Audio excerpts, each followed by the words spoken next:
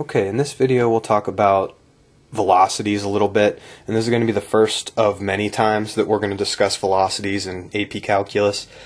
But what I have is a situation described where an object's position is given by a certain formula. So its position is measured in feet from its starting point, t seconds after it's begun its motion, and the formula is given by this. So I accidentally had a typo here when I printed this out, so I just wrote in the position function by hand there. So our position function is f of t equals 2t squared. So if I want to know the object's position at 3 seconds, I'll put a 3 in place of t, square it, get 9, multiply it by 2, get 18. The object's position at 3 seconds is 18 feet from where it was initially, or 18 feet from a given reference point. Now, what I want to do here is I want to conclude this with an estimate of the object's instantaneous velocity at t equals 1. So if you think about being stopped at a red light and speeding up over the course of several hundred feet until you're finally at the speed limit, you realize that your velocity is always changing as you're accelerating from the stop at the red light until you're up to the speed limit. Instantaneous velocity is going to refer to the exact velocity that your car took on right when you hit the gas, a second after you hit the gas, 15 seconds after you hit the gas, until you're up to that speed limit. So instantaneous velocity, it could be constant if you have like a car that's on cruise control, but instantaneous velocity normally is always going to be changing. And what I've done here is I've computed some values for this position function. I computed the position of the object after 1 seconds, 1.01 seconds, 1.1, 1.25, 1.5, and 2 seconds. And I just computed these on the calculator, and I just got these position values using this formula right here. So you're all quite capable of doing this on your own as well. But I want to use these position values at the various values of time in order to compute average velocities. We're going to estimate an instantaneous velocity using an average velocity. And here's the mindset. You can find an average velocity using this formula, take the change in position or the total distance covered over a certain time frame and divide by how long that time frame was. So change in position divided by change in time. And this should look pretty familiar to you because we've done change in one thing over change in another thing in the past week, and we've used slope in this same sort of fashion. We had difference in y over difference in x. Now we have change in position, which basically are y values, right? We computed these position values with a function, and then time is kind of taking the place of the x down here, the change in time, and that would be our independent variable in this particular situation. So it's just kind of a little variation of the slope stuff that we were working with last week, but we're going to put a specific notation behind this. So I want to use this formula, and if you think about what we did last week, this little sequence that I've almost kind of pushed us into is going to be a lot like how we estimated slopes of tangent lines. I'm going to start with these two values as my first change in time. I'm going to go to these two values for my next change in time, these two, and finally those two, so that hopefully at the very end of this we'll have the object's instantaneous velocity at 1.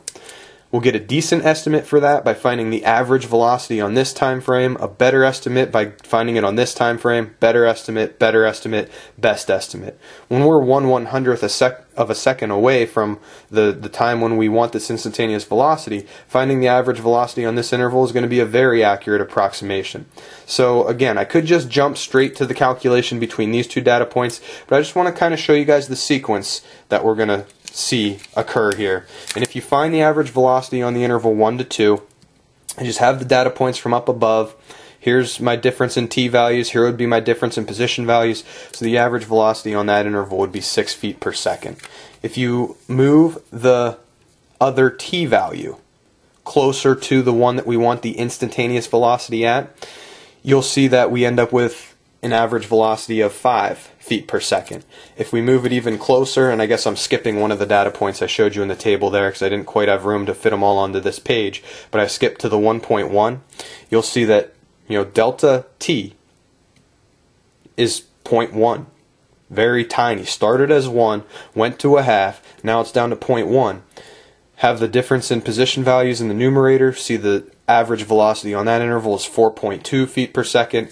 And then finally, if we go with that last set of data points, the average velocity on the interval from 1 to 1.01 is going to end up being 4.02 feet per second. So you can kind of follow this sequence: 6 feet per second, 5 feet per second, 4.2 feet per second, 4.02 feet per second. You guys realize we can get closer to 1 than this point is, and if we get closer to 1 than this point is, you'll get closer to the instantaneous velocity than this average velocity is, and you should hopefully realize that the average velocity is likely to be 4 feet per second. So that would be our estimate, but I want to show you how we can actually find this. What we're doing is we're taking one function value minus another function value, divided by one independent variable value, divided minus another independent variable's value. We let the difference of those independent variables' values get closer and closer and closer to 0. What I want to do is I want to call this something a little bit different. I'm going to define the change in time to be h. And I'm going to go ahead and flip to my new page here and just kind of show you a notation that you're in a limit that you're going to have to eventually be very, very comfortable with. This is a formula that we can use up at the top here to find the instantaneous velocity of an object with position function given by f of t at time a. So you'll notice I have f of a plus h. How does that correspond to what we just did? And I haven't really pointed out the limit yet, so we'll kind of talk about that last. So I just want to make sense of what we have over here in this quotient. This f of a plus h, where does that come from? Well, we wanted the instantaneous velocity at a. And so what I did, you'll notice in every single one of these slope calculations or these average velocity calculations, I had 2 as the second piece of the numerator. That was f of a, because we wanted the instantaneous velocity at 1. So that should hopefully make sense of this. Now this is a little bit tougher to understand, but we have f of a plus h. Now notice how h, we said back here, was going to be defined to be the change in time. So we're letting h be the change in time, the difference between our two independent variables' values. Now, here I have f of a plus h. Well, a is the 1, the value we wanted the instantaneous velocity at. If we add h to a, and h is just what we have in this denominator, check it out. This value in the denominator is 1. What we have here was f of 1 plus 1, f of 2. What we have in this denominator is 1.5 minus 1, so h would be 0.5. This was f of 1 plus 0.5, or f of 1.5, and so on. So this is just a little different way to denote what we were doing on the last page. And what we're going to do is, and in the denominator we have h, the difference in time, but what we're going to do is we're going to let h approach 0. Maybe we can do a limit. We can't divide by 0, but maybe we can do a limit that will allow us to find the value of the instantaneous velocity without having to do an estimate, without having to go through this little progression. So just to kind of show you how this limit works, I'm going to find and really prove here that the object's instantaneous velocity at 1 is in fact 4. So what I'm going to do is I'm going to take my position function and I'll copy that down from the previous page. So that was given by f of t equals 2t squared. And I'm just going to kind of construct the components that go into this quotient before I worry about the limit. I'm going to compute f of a plus h, and our a is 1. Okay, so f of a plus h is really going to transform into f of 1 plus h. And if I'm computing f of 1 plus h, and this is my function, I'm just going to have to put 1 plus h right in place of the t. So I'm going to have 2 times 1 plus h. I'm going to have that quantity being squared. And I'm going to simplify that. Well, no, I'll leave it like that. I'll simplify it a little bit later on. Eventually we'll want to simplify it here, but for this first one we'll wait a few minutes on that. And then f of a, well, f of a just corresponds to f of 1. And that's easy enough. You're just plugging 1 into the function, and you end up with a value of 2 for that. H is the variable in this limit. We're letting h approach 0, so that's a little bit of a change for us. We've mainly seen x approaching values, but here we're letting h approach a value. And what we'll do is we'll, plug these things we just found right into this limit formula. So the instantaneous velocity at 1, and I'm going to denote it like this. I'm going to denote it as v of 1. Sorry about that. I'm down off the bottom of the screen there. But I'm going to denote that as v of 1. v of 1 is going to be found by taking the limit as h approaches 0 of f of a plus h. So I'm kind of up off the page here, but f of a plus h, which we found to be this. So I'm going to have 2 times the quantity 1 plus h squared minus f of a, that was the next piece of this numerator, so minus 2, what we found right here, that's going to all be divided by h. Now what you would hope happens is if you plug 0 in place of the h's, you're going to end up with something that's okay. And if you try to do that here, h is replaced with 0, h is replaced with 0, what you end up with is you end up with 2 times 1 minus 2, which would be 0, divided by the 0 you have there. So that's one of our indeterminate forms, and that just kind of signals to us right now, try something else. See if there's any algebra that you can do with this that would allow you to have something cancel and eventually get a form that's non-indeterminate. And the algebra that I was going to do earlier that I kind of held off on until we saw this within the limit was, I'm going to FOIL this. So if I go ahead and I FOIL the 1 plus h quantity squared, I should end up with the 2 still needs to be distributed into all this stuff, but I'm going to have 1 times 1 for first times first. I'm going to have 1 times h for outer times outer. I'm going to have 1 times h for inner times inner. Combine those and you have 2h. And then h times h for last times last. And then we'll still have the minus 2 in the numerator, so the simplified FOILed form of this would be here. And then I still have the minus 2 in that numerator, and that's going to be over h.